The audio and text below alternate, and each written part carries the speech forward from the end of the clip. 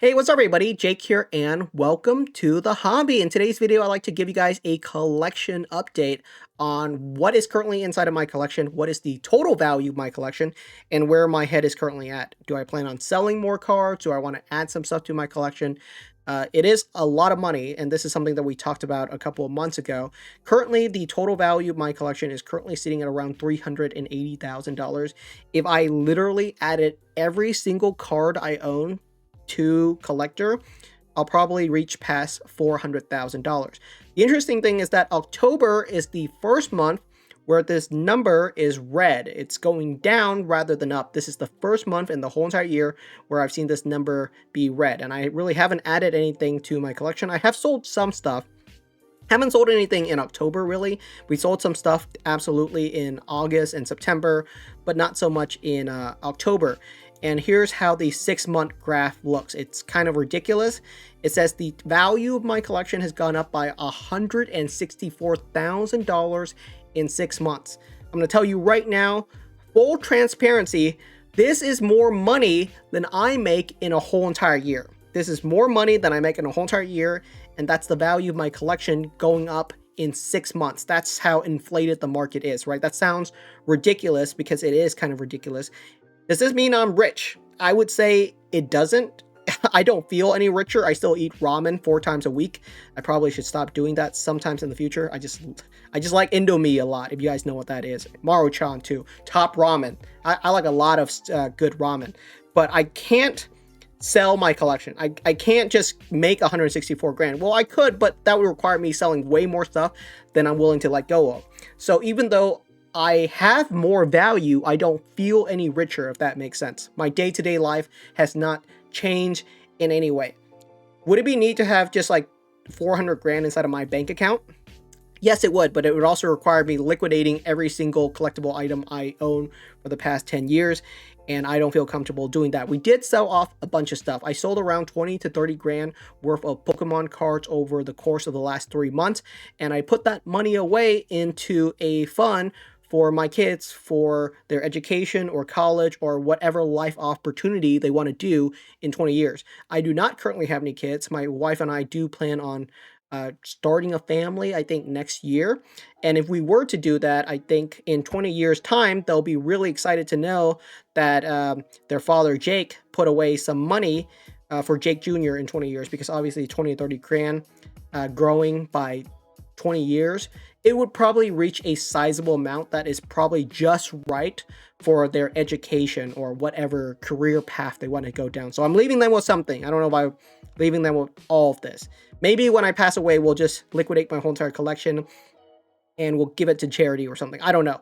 That's a long time away, but at least I feel safe knowing that my kids have something for the future, which is great. That's part of why we do this. It's really cool.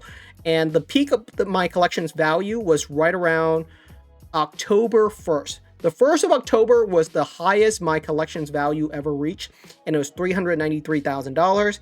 And all hell broke loose after that, because for the first month ever, we're deep in the red. You can actually see a dip right here in September. That's actually because of me selling off my collection. This is not actually because the hobby got any cheaper.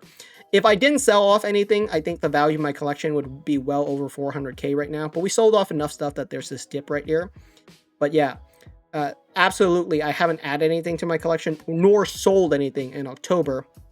And so this value drop is just straight up the hobby cooling off, which is kind of interesting. Obviously, this trend line is just ridiculous. You cannot expect this level of return month over month over month nonstop. It has to end somewhere.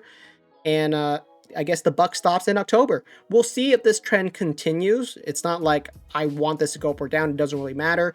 But it's interesting to see where things are currently at. And we are going to dive deep into my showcase just to show you guys some of the cool stuff that I've added to my collection recently and what do I plan on doing with some of the stuff that I have. But I also like to make an announcement, and that is next year I'm going to be traveling to Japan, and I would love for you guys to join me on this trip. So if you'd like to join me on a travel trip to Japan next year, it's going to be a week-long trip, and we do not have any dates yet. This is purely tentative, but if you'd like to at least say, yeah, I'm interested in traveling to Japan, just click the link down in the description. We are going to have a survey to understand where you guys would like to travel, as well as what time of the year you guys are available, so I make sure that I can travel with you. Most likely, we are going to be traveling to Japan sometime between July to September of next year, because I have to plan this out months in advance. So it's not going to be anytime soon, but some point between July to September of next year, we're going to be going to Japan with a small group of viewers. So if you'd like to join us on that trip, then check out the survey down in the description to let us know when you are going to be available. It is going to be a week-long trip, and we are going to be mainly focused on around Tokyo. That's going to be the main focus of the travel. We are going to be visiting Shibuya, Harajuku, as well as just seeing Mount Fuji. So covering a lot of your bases on what you would like to see in Japan. We'll most likely visit the Pokemon Center in Shibuya. There's tons of free time. It is a guided trip, which means there's going to be someone there who actually speaks fluent Japanese as well as English, who helps us out to make sure that we're traveling appropriately. The cost of the whole entire trip is really just the hotel fees, the food. A lot of it is just fully covered in the cost of the travel. It's probably going to be right around $3,000, and that's just the cost of spending a week in Japan with hotels, travels, and food, and all that fully included.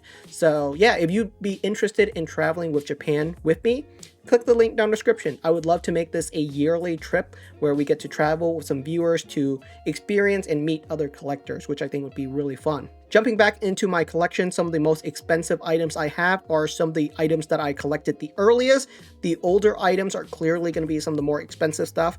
Things like my Mario Pikachu box. I also have a first edition base set Charizard, a raw copy, because that's just a super iconic card. It's from the first release of English Pokemon ever, so I just wanted to have this card. It's probably like one of the only Charizard card I really have inside of my collection. But we got all of our Poncho Pikachus, as well as some stuff like the Scream Mimikyu, being the rarest of all the Scream cards. That makes complete sense. Beyond some of the more older items, I'm adding some newer stuff to my collection as well. Something that I recently added was a complete sequential set of the Horizon Gems Eevees. I think these are really, really cool. So we got ourselves a complete frame set of the sequential Eevees from Horizon Gem 2. These are really, really nice, and I graded these myself. So that was a fun little hunt to do. There's certainly some cool cards out there. A lot of modern cards are just real bangers, and I really like the Horizon Gem sets from China, so I actually have a sealed booster box of each, and that's some stuff that I am actually adding to my collection. One sealed booster box of every single set that I enjoy is something that's really easy to do. Man, they just gotta throw Gengar on this one. Did China know that Gengar is super popular? Is that why they did that? So these are really, really cool. And I do like the exclusive cards. Some of the ones that are really, really popular, obviously the Gengar. The Gengar is super duper popular. But there's tons of other cool ones that are really popular as well. And so these are really nice. I like the Horizon Gem card. So I added one of every single booster box into my collection. And I am trying to hunt some sequential cards whenever I can.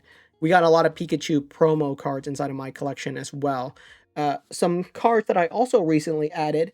I actually really like this set, and I think this is one that I think is a good call out. It is the Pikachu V Union set. I don't know if I've talked about these in the past, but we got ourselves a sequential set of the Pikachu V Union from the 25th anniversary promo. I think these are really cheap, actually, ungraded. You do not have to get yourself a graded set, but it's 25 Pikachus across 4 cards, and it actually looks really nice framed. So I added that recently to my collection. We're not all selling cards.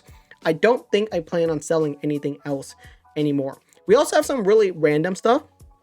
I have one of every single booster box, but then I have like random cases.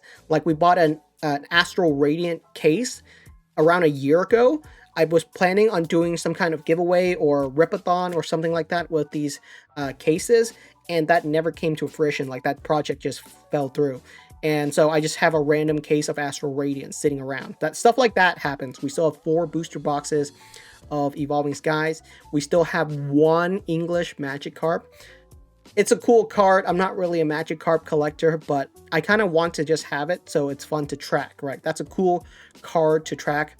Got ourselves the Arceus Dialga Palkia card.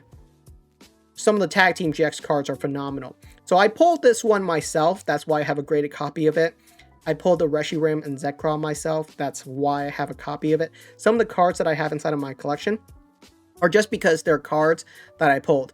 Oh yeah, I also have a first edition Venusaur and Blastoise, but they're so much cheaper than the Charizard. It's not even close in terms of value standpoint.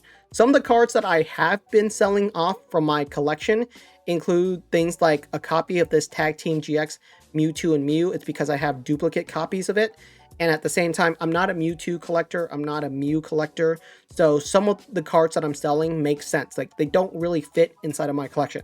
That's something that I would actually advise, is that if you're planning on selling something from your collection, instead of looking at it from a price standpoint, look at it from a necessary standpoint of what do you want to keep the most. If it's something that you really want to keep, doesn't matter the price, don't sell it.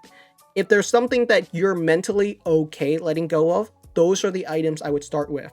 If you're planning on selling something, start with the items that are the easiest to let go of. Stuff that you don't have any attachment to. Stuff that you don't have any feelings towards. There's stuff in here that I'm really attached to and I don't see me selling it regardless of the price. But there are stuff in here that I'm more okay letting go of, because there's stuff like this Lycia Fort. I was collecting full art trainer cards for a while. I thought for a while it'd be really cool to have a complete set of full art trainer cards, but then I thought, well, there's a lot of full art trainer cards that I just don't want to have, and it's one of those things where it was either I collect them all or I don't collect none of them. And so I still have some random full art trainer cards inside of my collection, and these are the ones that I'm okay letting go of. Naoki Saito is one of my favorite artists, so that's why I have this card. It's also really cool looking. It's a really cool looking Lycia full art. But I don't need it. It doesn't really fit inside of my collection. And so I've been slowly selling off some of my full art trainer cards. If you're asking me, where did the 20 to 30 grand that I made from selling off cards and putting towards my kids' college education went, or what did I sell to make that? It was stuff like that. Random full art trainer cards, a Tag Team GX Mew and Mewtwo cards, things that just don't fit inside of my collection. And there are things that I'm okay letting go of, right? I have one of every single booster box. There are some booster boxes where I have 2 copies of, like this Silver Tempest booster box. I have 2 copies of that for some reason. This is one I'm okay letting go of, right? I don't need 2 Silver Tempest box, so if I were to let go of something, clearly the duplicate box is the one that I'm more okay letting go of. There's stuff that I'm less okay letting go of, especially things that I don't have 1 copies of. Wow, look at that. We got ourselves a Destined Rivals booster box. Still one of every single booster box, so that's pretty cool. Where do I see the market going in the next couple of months? I do think we're pretty much done with the climb for now. I don't expect us to see any larger spikes. If you're expecting the massive price climb for the past 6 months to continue, I don't see that happening. I do expect us to see a little bit of a flat line. I don't expect the market to crash, but I do expect things to cool down quite a bit.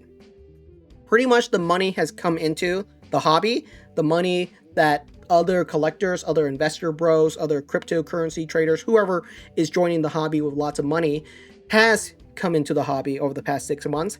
And that money is staying in the hobby. Maybe some of it is being offloaded as collectors who have had stuff for a long time, like me, are willing to sell off some stuff.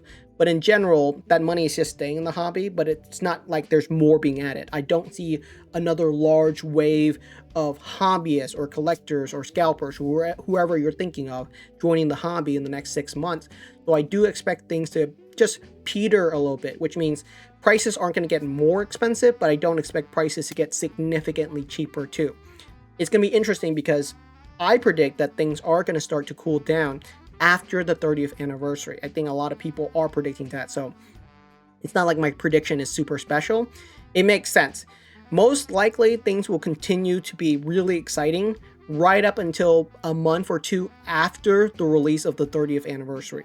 Whatever that 30th anniversary set is, 1 to 2 months after people have had their fill of it, I do think people just say, oh, that's all? Is this it? And then there's just nothing else that is super cool down the road for them to be super excited for, besides another generation of Pokemon. And every time a new gen of Pokemon comes out, people always hate the latest gen anyway.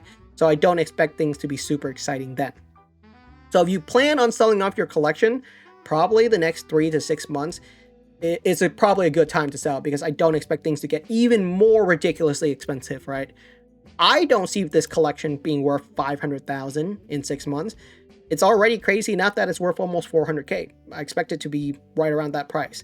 Maybe I'll do something to try to aim my collection's value to be exactly 420. That'd be a fun number to aim for. I don't know if we'll make that happen, but that's about as high it's probably going to get. So thank you so much for watching. This has been a status update on the value of my collection. If you'd like to check out everything that I have inside of my collection, there will be a link to my whole entire showcase down in the description.